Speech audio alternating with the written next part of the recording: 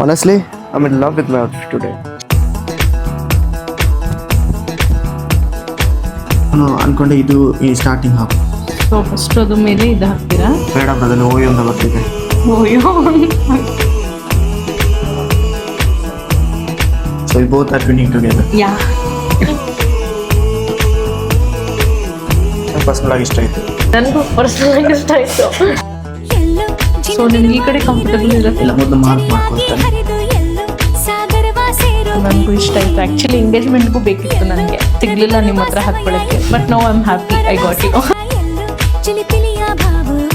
And he's the groom. Hi.